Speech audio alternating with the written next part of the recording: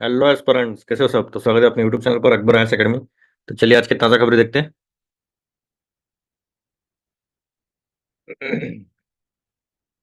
तो अगर आपने अभी कल से मेरा नया कोर्स शुरू होने जा रहा है 1 नवंबर से। काफ़ी बिगनर के लिए भी रहेगा, जो वेटरन है मतलब 2 से 3 अटेम्प्ट दिए उनके लिए भी रहेगा। तो अभी ये आई लिंक पर आप देख सकते हो, ये पूरा वीडियो रहेगा उसके बारे में। और यहाँ पर टेलीग्राम लिंक भी दिया रहेगा इस वीडियो के नीचे, तो वो आप ज्वाइन कर सकते हो। डेमो करके रहेगा, यूपीसी प्रीलिम्स डेमो। तो कल से शुरू होने वाला है। कल डेमो लेक्चर रहेगा पूरा, कि एक ओवरव्यू दिया जाएगा कि पूरे 7 मंथ्स हम कैसे प्रिपेयर करने वाले हैं। ठीक है, देख लीजिएगा आप। चलो फिर चलते हैं। सभी सब्जेक्ट्स कवर किए जाएंगे बाय द वे। वो पूरा डिटेल्स आपको बताया जाएगा। ठीक है, अगर कुछ प्रॉब्लम आ रहा है तो वहाँ पर नंबर भी दिया है, वहाँ पर डीएम कर सकते हो आप। तो आज है 31 October. Disengagement completed 2 point set stage set for resumption of patrolling. अभी पेट्रोलिंग का थोड़ा मसला चल रहा था, हमने पिछली बार भी देखा था कि ये पेट्रोलिंग यहाँ पर करने नहीं दे रहे थे। PP10, PP11, 11A, 12, 13, G1 नाला, धरती, बॉटल नेक, वाई जंक्शन। ये वाई जंक्शन है यहाँ पर, मतलब ये बॉटल नेक है, मतलब अगर इधर चोक कर दिया तो ये डिफिकल्ट हो जाएगा इनको। तो वहां पर अभी थोड़ा सा उधर चल रहा है। तो जब हो जाएगा तब देखेंगे। 31 अक्टूबर पता है क्या है? बर्थ एनिवर्सरी है। ठीक है, किसकी? इनकी। इस इनकी है ना, सरदार वल्लभ भाई पटेल बर्थ एनिवर्सरी है। ठीक है। इंडिया और deep in TV cases and deaths. अच्छा, जरा इनके बारे में थोड़ा पढ़ ही लेते हैं।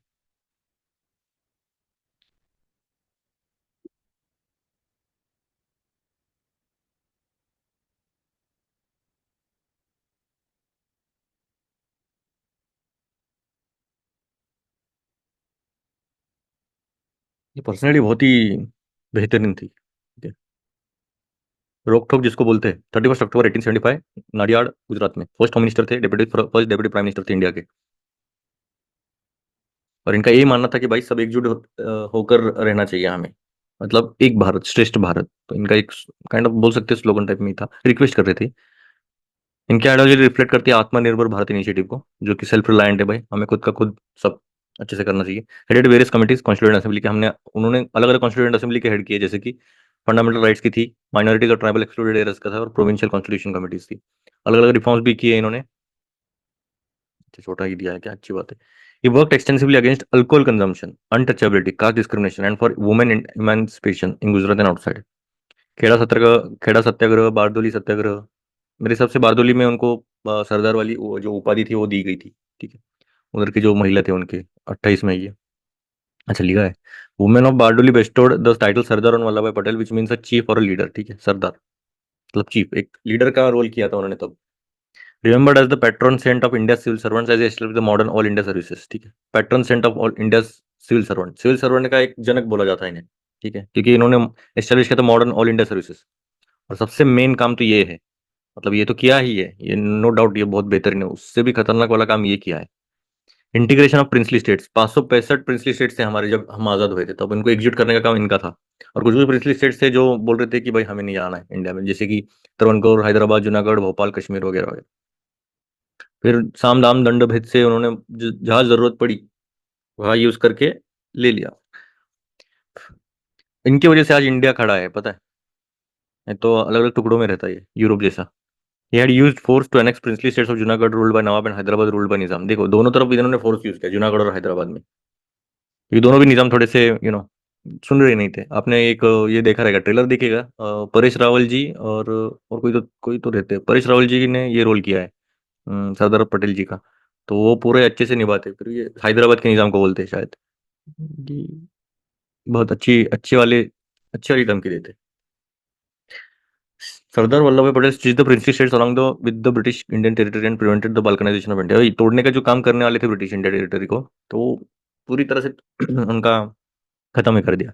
आयरन मैन ऑफ इंडिया बोला जाता है इनको। और इनकी डेथ हो गई थी 15 दिसंबर 1950 बॉम्बे में। स्टैच्यू ऑफ यूनिटी है इनका, बिल्ड किया था ऑनर में। इनॉग्रेशन भी 31 अक्टूबर 2018 में हुआ था, और मार्क किया था 143rd बर्थ एनिवर्सरी तब। और ये टॉल स्टैचू है इन द वर्ल्ड, 182 मीटर का है, 23 मीटर टॉल है। चाइना स्प्रिंग से भी बुद्धा स्टैचू सेकंड, अगर देखा जाए तो China spring temple Buddha statue है ये। ठीक है। और स्टैचू ऑफ लिबर्टी से दुगनी हाइट है, 93 मीटर से, उससे दुगनी हाइट हमारा है। और जनवरी 2020 में एससीओ में 8वें वंडर में इसको माना गया है। ठीक है, चलो अच्छी इन्फॉर्मेशन दी थी इन्होंने। मेरे हिसाब से इनके रिगार्डिंग ये पूरा रिवॉल्व करेगी ज्यादातर तो। India so deep in TB cases and death but target still far says WHO report. ठीक है, टीबी रिपोर्ट, टीबी के हमारे जो केसेस है कम तो हो रहे हैं, पर टारगेट अभी भी बहुत दूर है। ठीक है। Nomination drama, many cornered, messy fight, last minute jitters. देखते हैं अभी नॉमिनेशन का कैसा क्या चल रहा है अभी। Canada minister says he confirmed Amit Shah behind campaign against separatist, armed with feedback from 5000।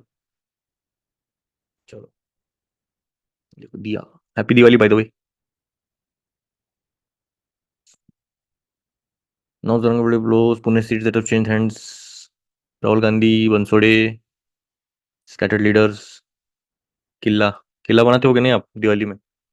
चलो कोई नहीं, अच्छा रहता है। हम बहुत बनाने के पहले पत्थर के पत्थर लाने के, उस पर एक पोता रहने का, पोता पता है? एक जूट बैग्स बोलते हैं उसे, ठीक है, वो डालते थे उस पर चिकड़, उसके ऊपर वो मोहरी बोलते थे, वो छोटे छोटे ग्रास टाइप में, मतलब प्लांट टाइप में आने के, तो एकदम ट्री टाइप देने के हम।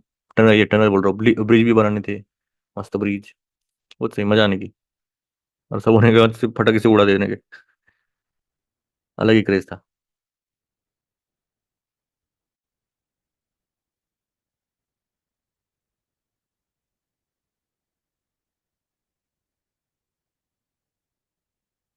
Demand for marigold, chrysanthemums, roses search. Obviously Diwali है तो बढ़ेंगे ही। Rusted artillery shells found during digging for pipeline in Chinchwad. Artillery incoming, ठीक है। सीओडी खेलते हो? कोई नहीं। वो वाला सीओडी नहीं, आप भी वाला मोबाइल वाला नहीं, पीसी वाला बोल रहा हूँ मैं। पीसी वाला बहुत खतरनाक था तब, हम पहले साइबर कैफे में बहुत बैठने गए।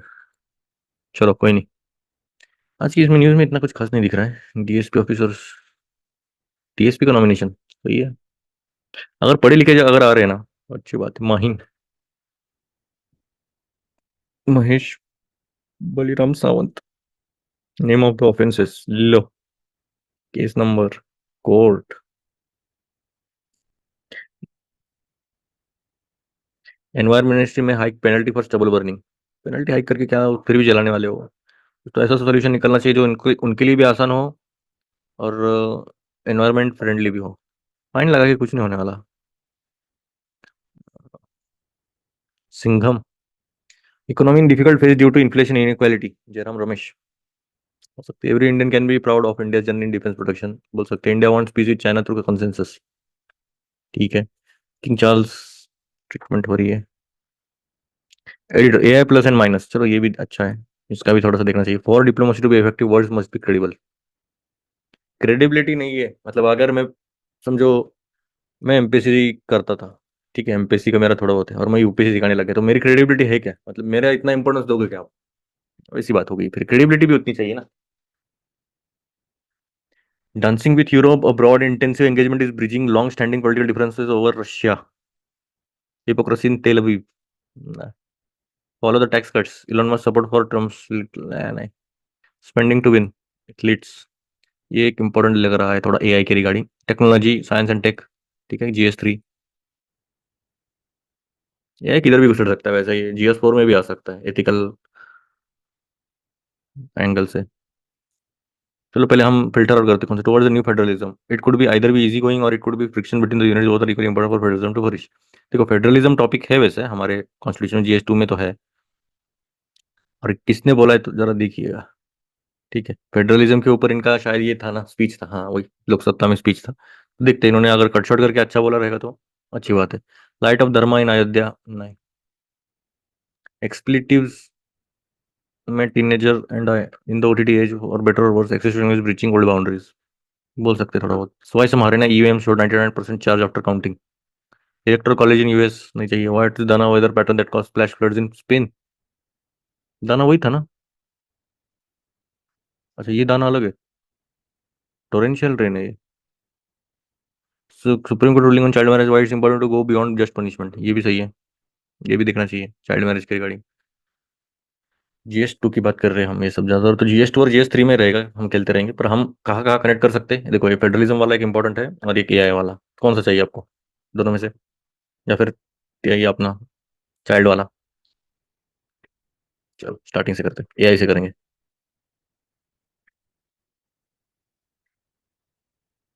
अभी हैंग हो जाएगा। नहीं हुआ? अच्छी बात है।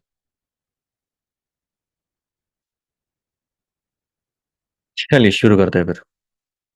अच्छा, ये लाइन में पूरा ऑलमोस्ट समरी समझ में, its role in election is set to increase, it brings new opportunity threats for democracy. देखो, अभी इलेक्शन आ रहा है तो इसमें एआई का कैसे यूज करेंगे बता नहीं सकते अभी। जनरेटिव एआई याद है आपको, आर्टिफिशियल न्यूरल नेटवर्क वगैरह वगैरह। जय Maharashtra. S Y Qureshi, I guess ये सुप्रीम कोर्ट के कोई तो जज थे क्या, देखते हैं। हाँ, चीफ इलेक्शन कमिश्नर थे फॉर्मर। और इनका ऑथर है India's experiment with democracy, the life of a nation through its elections. अच्छा, इलेक्शंस के बारे में बात कर रही है तो कोई नहीं, आइडिया लग गया था मुझे, लगा था बड़ी पर्सनैलिटी है, नाम सुन के था मैं। In what has proclaimed as a super election year with 72 countries going to polls worldwide, the potential impact of AI on democracy is a major concern. कैसे कैसे हुक कर दिया देखो। एक एक बात याद रखिएगा, जब भी, अभी तो फिलहाल मेंस नहीं है, पर जब आप आंसर्स लिखते हो ना, तो जो एग्जामिनर है वो ह्यूमन है, ठीक है, एआई नहीं है, मतलब रोबोट वगैरह चेक नहीं कर रहे, इंसान चेक कर रहे, तो वो जो भी आपका जब आंसर देखेगा, मतलब ऐसा भी नहीं बोल रहा कि आउट ऑफ द बॉक्स लिखना चाहिए, कुछ तो अलग ही हटके वगैरह, ऐसा नहीं। आपको उसको इंटरेस्टिंग बना के लेके आना है कि भाई देखो मैंने कुछ ना कुछ तो ऐसा लिखा है कि आपको उसको एक्स्ट्रा मार्क्स देने ही देने हैं। आप में और बाकी 100 कॉपियों में, आगे के जो भी 100 कॉपी और पीछे के जो भी 100 कॉपी रहेंगे, उससे आपका आंसर बहुत अलग होना चाहिए। अभी बहुत अलग से इन द सेंस में क्या अलग करेंगे हम देखेंगे आगे जब मेंस का टाइम आएगा तब। पर इन्होंने कैसे ये पूरा देखो वर्ल्ड से कनेक्ट करके इम्पैक्ट लाया एआई का, डेमोक्रेसी को बोला कि भाई डेमोक्रेसी के लिए मेजर कंसर्न है, ठीक है। इसलिए न्यूज़पेपर रीडिंग, अगर आप मैगजीन्स आप बोलोगे मंथली मैगजीन तो हम पढ़ते हैं, ये पढ़ने की क्या जरूरत है, बहुत फर्क है। ये जो आंसर्स, जो भी बंदा डेली पढ़ता रहेगा नहीं इसके आंसर्स, और जो मंथली मैगजीन से पढ़ता रहेगा उसके आंसर्स, आप कंपेयर भी नहीं कर सकते, क्योंकि उसकी वोकैब बहुत स्ट्रांग हो गई रहती है। ये पढ़ पढ़ के उसका थोड़ा सा वो वाली स्टेज में रहता है कि भाई इस लेवल की लैंग्वेज तो एटलीस्ट आनी चाहिए। एटलीस्ट आप क्या बनने वाले हो, ठीक है, ये बनने वाले हो, और उसकी लैंग्वेज कैसी होनी चाहिए फिर, एटलीस्ट डिसेंट तो भी होनी चाहिए। मैं ये भी नहीं बोल रहा जार्गन एकदम बड़े बड़े जार्गन डालने चाहिए एकदम खतरनाक खतरनाक भाई, सुपर फंटेबुलस ऐसा कुछ नहीं, जरूरत नहीं है। The 2024 general elections in India too served as a testing ground for the use of AI technology in poll campaigns. Indian political parties were projected to have funneled huge sums of money into AI-generated content ahead of polls. In this context, it is incumbent upon us to evaluate the impact of AI on elections and its massive potential for both bettering and constraining. अभी देखो AI on elections आ सकता है UPSC prelims में भी, prelims का answer कम आएगा, पर mains में क्वेश्चन आ सकता है कि impact of AI on elections. Straight forward आएगा, क्रिटिकल एनालाइज, बस बात खत्म। क्रिटिकल एनालाइज मतलब क्या, क्रिटिक्स ज्यादा चाहिए इसमें और बेनिफिट्स भी देने हैं आपको। देखेंगे हम ऐसा, हर एक कीवर्ड का, हर एक टेल टर्म जो है वो उसका थोड़ा सा अलग अलग मीनिंग होता है। अगर इसके आगे मैं कुछ डिस्कस वगैरह डाल देता तो इसका पूरा आंसर ही बदल देता है, समझ रहे? The phenomenon of integration of AI into erectile process full of paradoxes, it offers significant advantage that can enhance the efficiency, security, transparency of democratic systems। ठीक है, अभी देखो इसमें क्या बोला इन्होंने, पहले तो बोला कि भाई 72 कंट्री हमारे अभी जाने वाले, सुपर इलेक्शन ईयर है ये, तो 72 कंट्री जाने वाले वर्ल्ड वाइड। अभी इसका इम्पैक्ट कैसे हो सकता है एआई का डेमोक्रेसी पर, ये मेजर कंसर्न होने वाला है। अभी इंडिया की बात, अभी वर्ल्ड से लेके फिर इंडिया पे आए हो। वर्ल्ड में अभी इंडिया में क्या बोल रहे हैं कि टेस्टिंग ग्राउंड हो सकता है कि भाई एआई टेक्नोलॉजी यूज कर सकते हैं पोल कैंपेन्स में। अभी ये पूरा पैसों का खेल है, वैसे देखा जाए तो एआई जनरेटेड कंटेंट कुछ भी आ सकता है हेड ऑफ पोल्स। और ये इम्पैक्ट क्या हो सकता है इलेक्शन पर, ये डिपेंड करेगा अभी। ये अच्छा भी कर सकता है, बुरा भी कर सकता है। Phenomena of integration of AI into process full of paradoxes. Paradoxes मतलब क्या, आई गेस सरप्राइजेस रहेगा मेरे सबसे पैराडॉक्सेस। देखिए भूल गया इसका meaning. Defies logic, contradict itself, ठीक है, मतलब ये खुद का ही विद्रोही हो सकता है, मतलब जो स्टेटमेंट दे रहा है वही खुद का काउंटर भी हो सकता है, ऐसा टाइप में।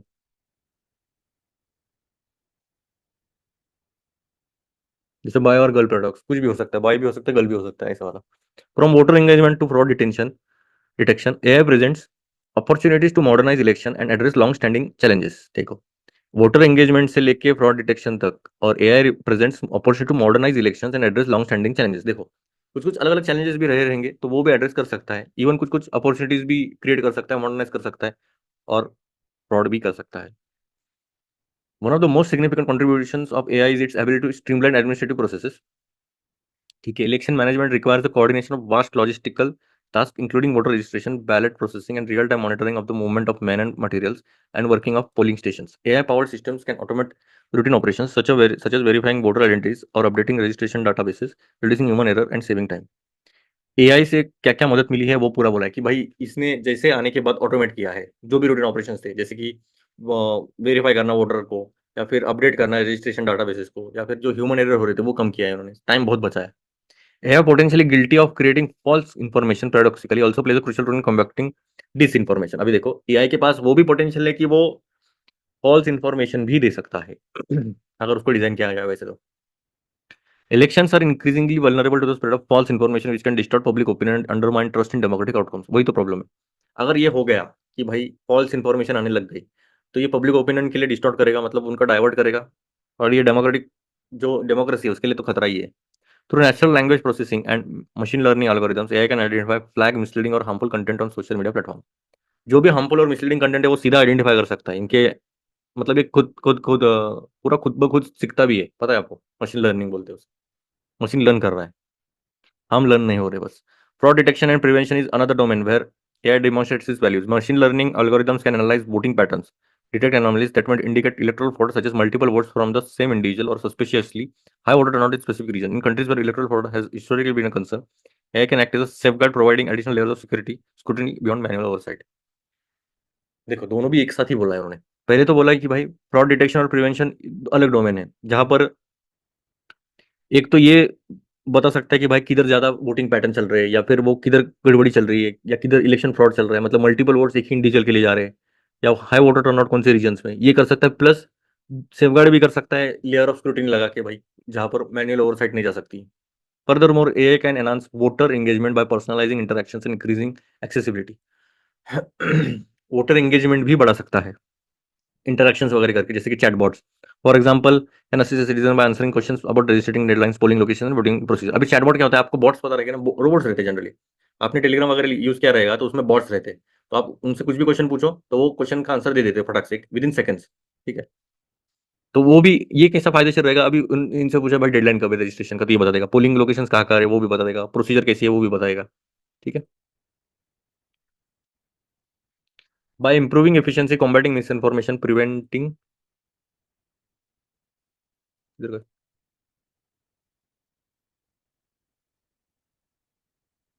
Fraud and promoting greater accessibility has the potential to strengthen democratic process and foster more informed and elections. देखो एआई के पास ये प्रमोट कर सकता है एक्सेसिबिलिटी, फ्रॉड को कम कर सकता है, स्ट्रेंथन कर सकता है डेमोक्रेटिक प्रोसेस, इवन इन्फॉर्मेशन ज्यादा और इंक्लूसिव इलेक्शंस हो सकते हैं।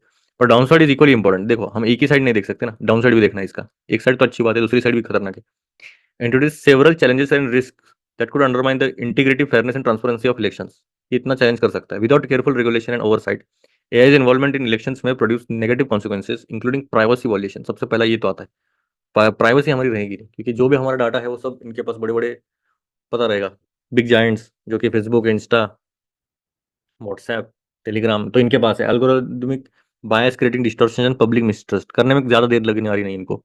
अब primary concern is the risk of algorithmic bias. मतलब देखो अल्गोरिदम में ही हमने डाल दिया कि भाई ये लड़की को पढ़ाना ही नहीं है, अगर एल्गोरिदम में डाल दिया तो वही वो रेफर करेगा ना दूसरों को, ऐसी बात हो गई। AI systems rely on historical data for training and is if this data is biased whether long racial, मैं वही बोल रहा हूँ। अभी देखो AI का जो है वो अभी क्या, अभी का थोड़ी सिस्टम देखेगा, वो पूरा हिस्टोरिकल बैकग्राउंड देख के फिर वो जज करेगा। अगर रेशियल या फिर सोशियो इकोनॉमिक पॉलिटिकल लाइंस पे अगर वो बायस होने लग गया, उसको समझ में नहीं आता ना क्या सही है क्या गलत है। अभी सती प्रथा ये सही है थी क्या गलत थी, तो अभी गलत है ऑब्वियस है, पर इसको क्या पता है ना, ये तो रेफर ही करेगा। AI में replicate even exacerbate those biases, और बढ़ावा दे सकता है इसको, बोल नहीं सकते। For instance automated voter registration systems और fraud detection tools might disproportionately flag certain groups due to biased data sets। Such outcomes could disenfranchise vulnerable communities, raising serious questions about the fairness of the election process। Additionally, the use of AI in election would introduce privacy concerns। Privacy तो है ही। अभी elections में भी ऐसा हो सकता है कि भाई सर्टेन ग्रुप के लोगों के लिए वो फेवर करेगा और कुछ कुछ लोगों के लिए फेवर नहीं करेगा, तो फिर वहां पर फ्रॉड हो सकते हैं, तो वो भी थोड़ा कंसर्न आ सकता है। AI systems typically require access to large volumes of personal data to function effectively, such as voter registration details, social media behaviour, geographic information. आप एक बार ट्राई करके देखिएगा, मोबाइल ऐसे ही रखिएगा और किसी भी शूज के बारे में बात कीजिएगा, ठीक है, शूज शूज शूज ऐसे ऐसे ऐसे बात कीजिएगा, और आपको एड्स भी उसी के आएंगे।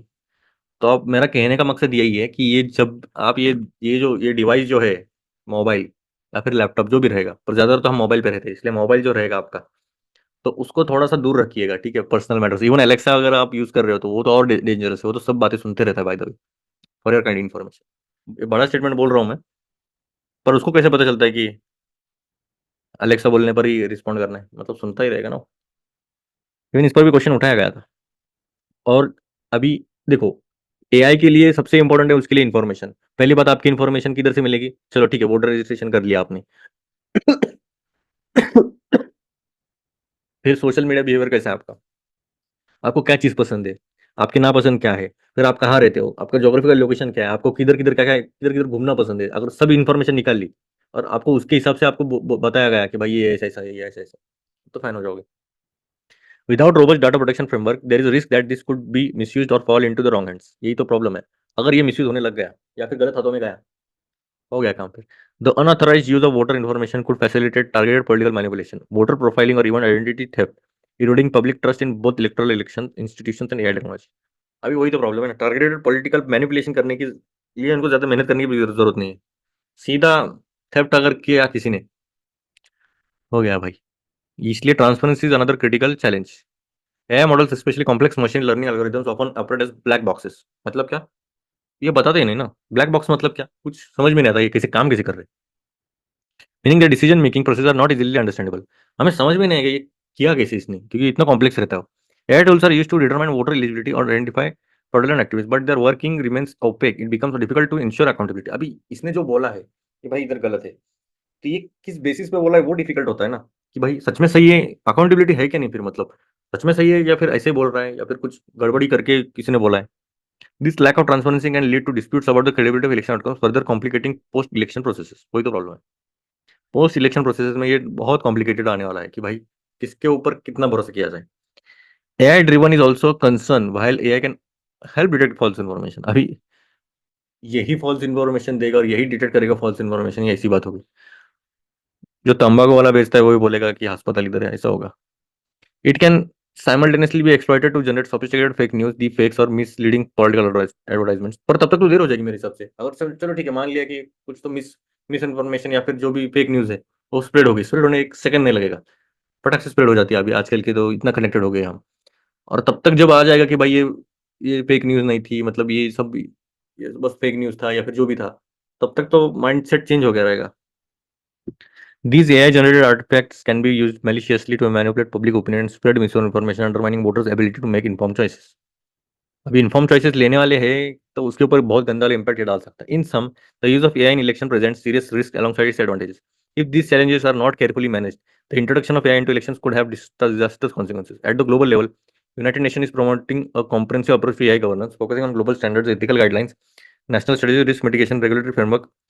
देखो, प्रॉब्लम इंडिया में भी नहीं है, प्रॉब्लम पूरे वर्ल्ड वाइड है। इसलिए यूएन भी क्या कर रहा है, एक कॉम्प्रिहेंसिव अप्रोच लेके चल रहा है कि भाई जो एआई का गवर्नेंस है या फिर जो भी ग्लोबल स्टैंडर्ड्स है, एथिकल गाइडलाइंस है, सबको अच्छे से लेके चलेंगे और तब एआई का यूज करें। इन मार्च 2024,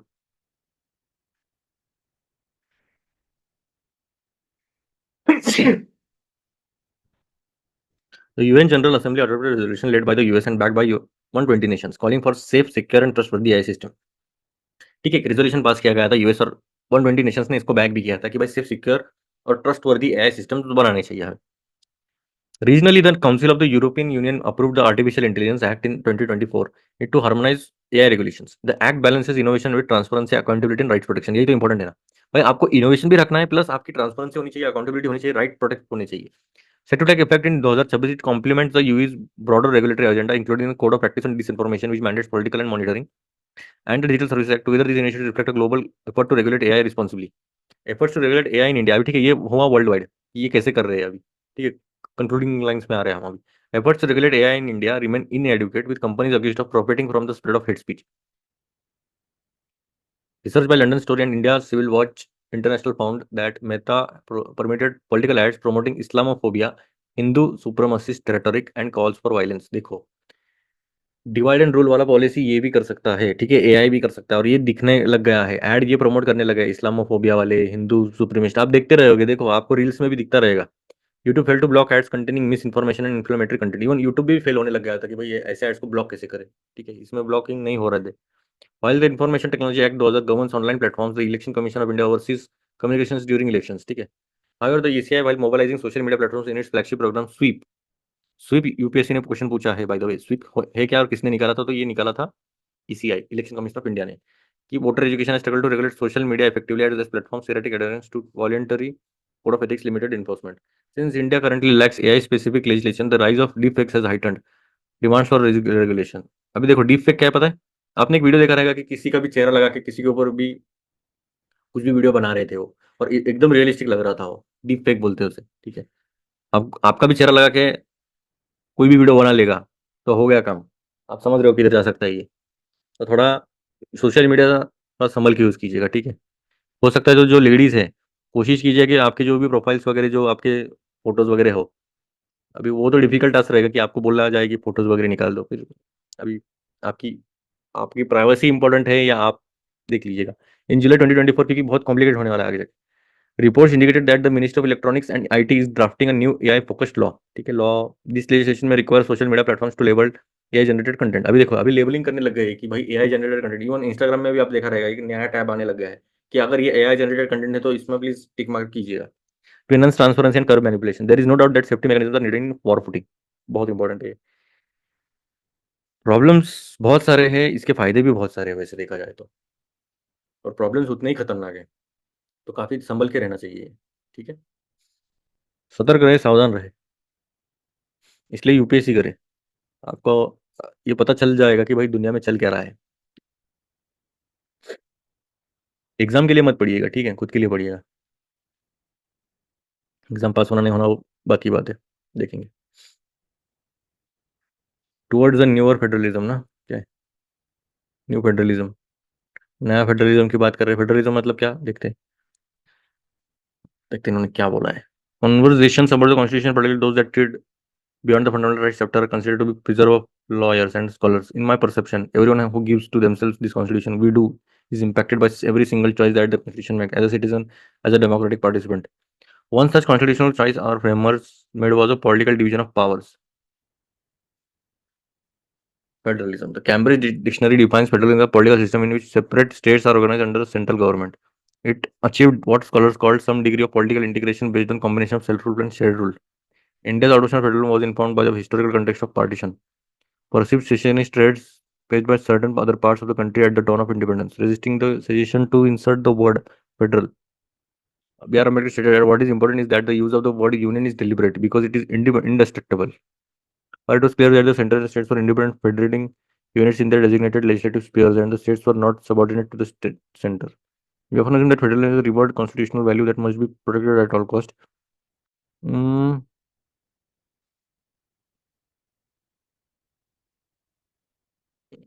ठीक है, देखो इसमें क्या बोला है अभी।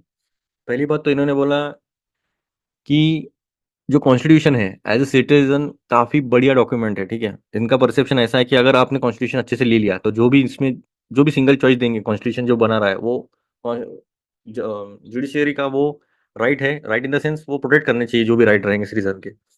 फिर जो कॉन्स्टिट्यूशनल चॉइस है हमारे फ्रेमर्स की, तो वो उन्होंने क्या किया, डिवीजन किया है, डिवीजन ऑफ पावर्स किया है। मतलब सेंटर के ये रहेंगे, स्टेट्स के ये रहेंगे, लोकल के ये रहेंगे। लोकल तो बाद में आया, पर सेंटर और स्टेट्स के अलग अलग रहेंगे, ठीक है। और ऐसा भी नहीं है कि भाई सेंटर पूरी तरह डोमिनेट कर रहा है स्टेट पर, ठीक है, ऐसा भी नहीं है। शेयर्ड रूल बोलते हैं उसे।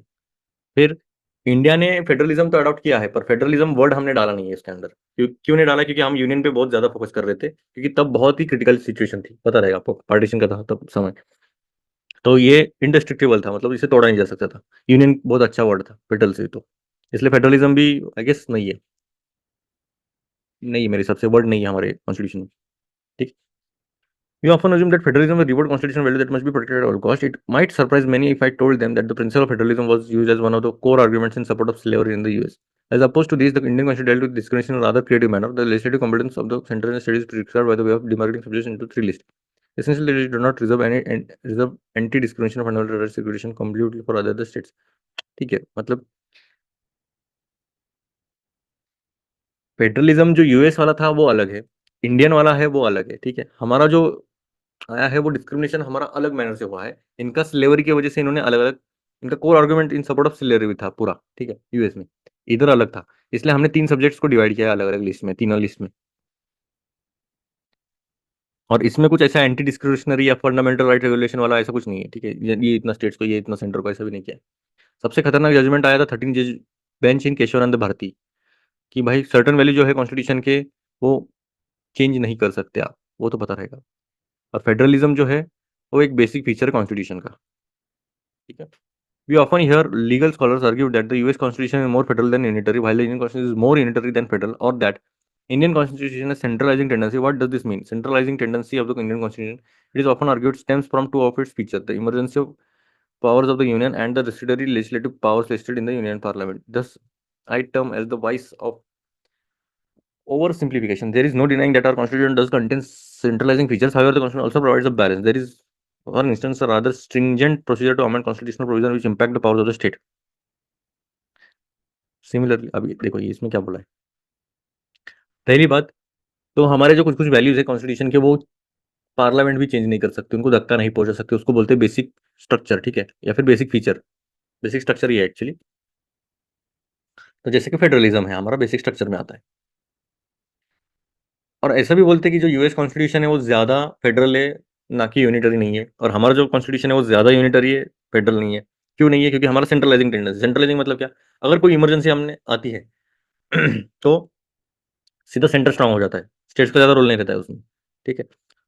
पर ऐसा है कि पूरा ही सब सेंट्रलाइज्ड हो गया है, तो ऐसा नहीं है, स्टेट्स को भी अच्छा खासा बैलेंस रखा है उन्होंने। वही बात करने की कोशिश कर रहे हैं, बैलेंस रख के ही हमने पूरा। अगर कुछ चेंजेस भी करने हैं तो कॉन्स्टिट्यूशनल अमेंडमेंट भी बहुत ज़्यादा स्ट्रिक्ट भी है। Similarly, the Constitution confers the power to assent to bills passed by the state legislature to the governor. However, the provisions of the Constitution also circumscribe the role of government to ensure that the states are not rendered subordinate to the union. Centre के subordinate state नहीं है, ठीक है, इनका नीचे वाला group नहीं है ये, ठीक है, इक्वल फुटिंग्स पे काम करते हैं ये इनका ये इन शॉर्ट में। Federalism is not a monolithic concept. In 1977, the Supreme Court for the first time described the model of federalism in India as predominantly cooperative. Cooperative federalism is a system of governance where the state and central units work together to iron out the differences that arise. अभी federalism monolithic नहीं है, मतलब federalism मतलब क्या, centre ही पूरा सब कुछ करेगा, मतलब सब पूरा पावर सेंटर के अंडर है, ऐसा नहीं है। हमारा जो फेडरलिज्म है वो कोऑपरेटिव फेडरलिज्म, कोऑपरेशन वाला फेडरलिज्म है हमारा। मतलब कोऑपरेट कैसे? स्टेट और सेंटर मिलकर जो भी मसले हैं वो अच्छे से सॉल्व करेंगे, कॉमन गोल रहेगा डेवलपमेंट, ठीक है। In a judgment I authored in 2022, I argued that it is not necessarily that cooperation between the states and union is the only way to uphold federalism. It is necessary to view as a dialogue. It could be either be easy going, ठीक है, both are important to वही वही बात है, cooperation की बात कर रहे हैं। तो भाई कोऑपरेशन बस उतना ही नहीं है कि भाई सब मिलके करे, तो डायलॉग की तरह भी काम कर सकता है ये। Another crucial and unique point to note that about the federalism of India is that what we have termed as asymmetric federalism. अभी asymmetric मतलब क्या? सिमेट्री मतलब क्या? सिमिलर फेडरलिज्म रहता है। asymmetric मतलब किसको ज्यादा किसी को कम। अभी किसको क्या क्या ज्यादा कम है?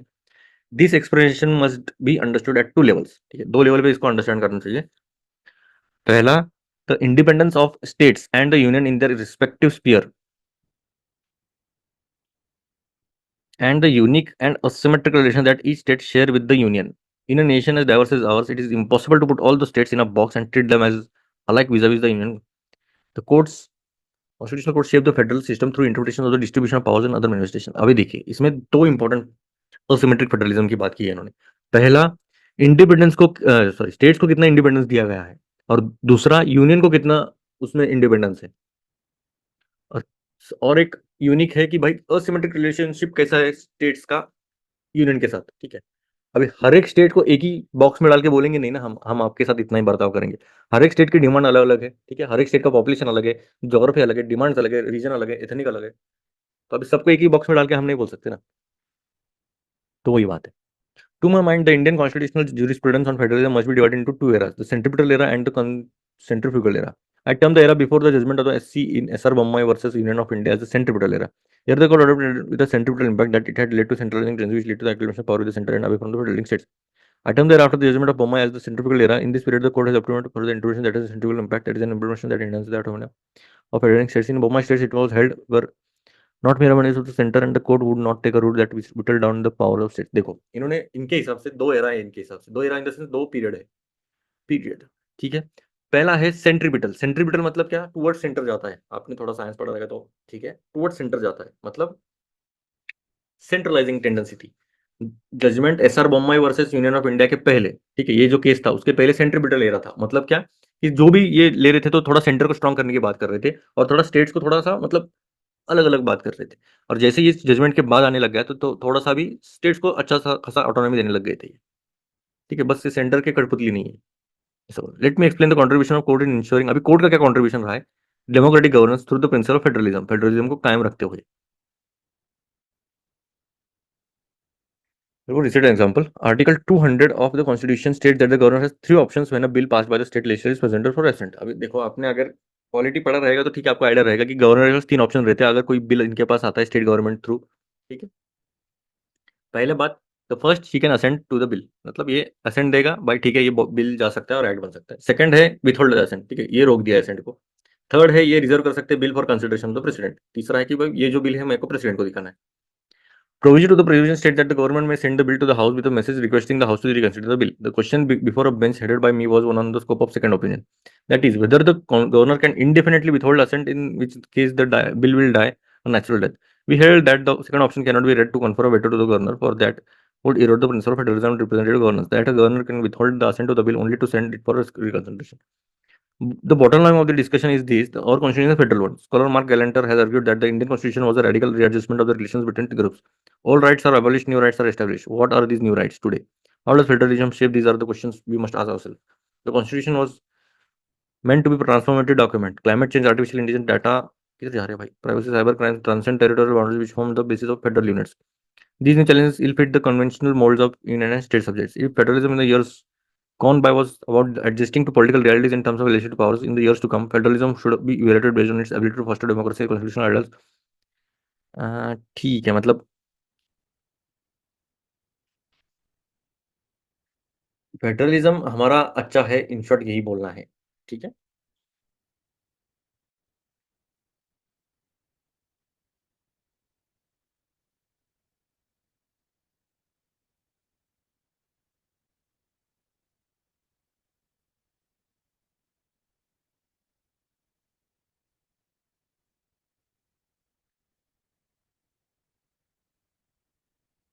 बी ओटीटी वाला।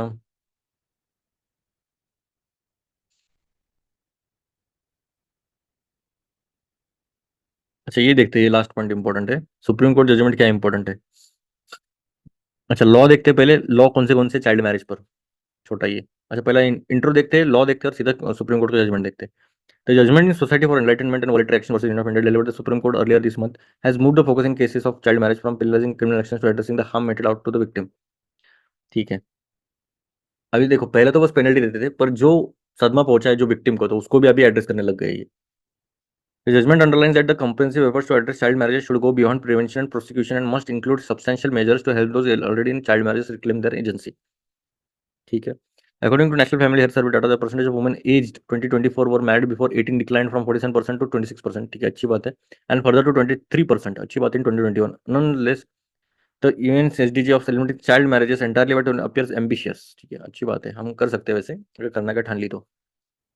The institutional response has focused mostly on prevention and of late prosecution, such as the mass arrest of women in Assam whose wives are minors when they married. What is the law on child marriage? अभी कौन से law PCA में है? Prohibition of child marriage act 2006 का है। Child marriage is one which either the husband is under 21 years of age or the wife is under 18.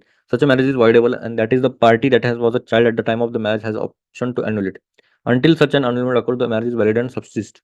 ये क्या बात हुई भाई?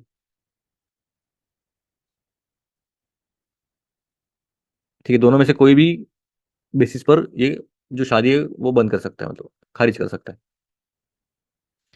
अगर दोनों भी कुछ नहीं कर रहे तो कुछ नहीं problem. In Karnataka and Haryana the state specific amendments have made all child marriage void from the beginning. Is annulment same as divorce? Divorce तो नहीं बोल सकते ना, when marriage is annulled it is though is never occurred and the individual involved are considered unmarried. देखो annulment और divorce अलग अलग है, ठीक है, डिवोर्स दोनों के अलग अलग सहमति से असहमति से होता है, और एन्युअल मतलब कि शादी हुई नहीं है ऐसा कंसिडर करना है इसमें। Divorce acknowledge that marriage existed for a period and before being dissolved leaving the parties with legal. ठीक है, ये अलग है। Why are the concerns about using criminal action to tackle marriage? नहीं इतना, हम सुप्रीम कोर्ट का देखते हैं।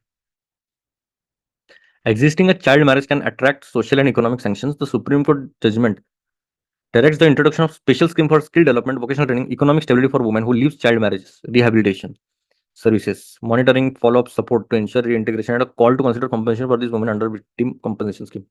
देखिए इन्होंने थोड़ा सा आगे का सोचा है।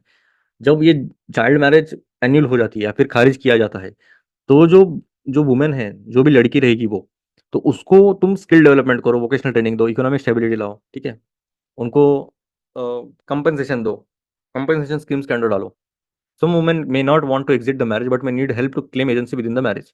They require tools to strengthen their ability to advocate for themselves in decisions involving reproductive rights, employment, and education. The Supreme Court judgment emphasis on sex education for adolescents can empower those in such marriage skills and information to effectively navigate their relationship. When implemented with an understanding of the evolving nature of child marriage, especially in trends involving young people eloping, these ये holistic और reliance on criminal prosecution वही बात है। इनके जो rights है उनको थोड़ा रिकॉग्नाइज करने चाहिए कि भाई आपके जो भी राइट्स है जो एम्प्लॉयमेंट रिलेटेड रहेंगे, एजुकेशन रिलेटेड रहेंगे, इवन सेक्स एजुकेशन को भी प्रमोट करना चाहिए, जो हमारे इंडिया में तो बहुत ज़्यादातर टैबू ही माना जाता है भाई, एकदम खतरनाक। इसके बारे में बात कैसी की आपने, ऐसा हो जाता है भाई, नेचुरल है यार। पर उसको अगर नेगेटिव कंटेक्स्ट में लेके जा रहे हो तो आप फिर वो गलत बात है। Cement production bugs broader slow down in September for subscribe IPO SEBI propose 30 day deadline for MF Leo Suzuki.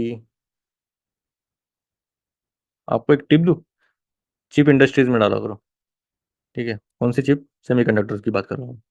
Semiconductors, EV, renewable resources, इसमें डाला करो, चांदी हो जाएगी। आगे जाके ये फ्यूचर है, सोच समझ के डालिएगा जो भी आप में इसमें डाल रहे हो। बस एज अ रिकमेंडेशन कर रहा हूँ मैं। Harris calls Trump a tyrant. He slams Biden over garbage remark. Election सारे ऑब्वियस है।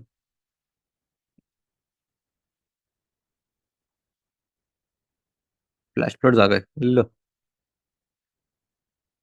Japan ban same sex marriage unconstitutional.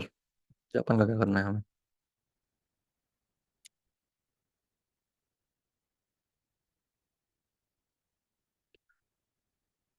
ठीक है,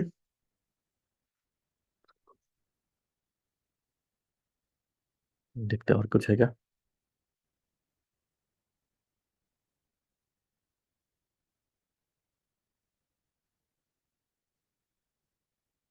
दाना साइक्लोन अलग है, ये दाना अलग है, ठीक है। डिप्रेशन कुछ तो था ना, डिप्रेशन एल्सिन एनुअल एल्टोस, ठीक है भाई। या फिर isolated depression at high altitudes. अच्छा, हाई एल्टीट्यूड पे डिप्रेशन आ गया, इसलिए बारिश होती है बहुत जोर से। कोई नहीं, ये वाला अलग है, इसकी वजह से ये आ गया है। टीनेजर वाला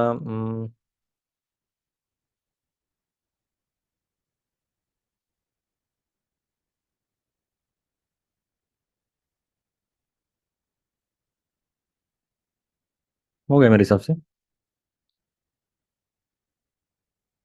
चलिए फिर मिलते हैं। जय हिंद।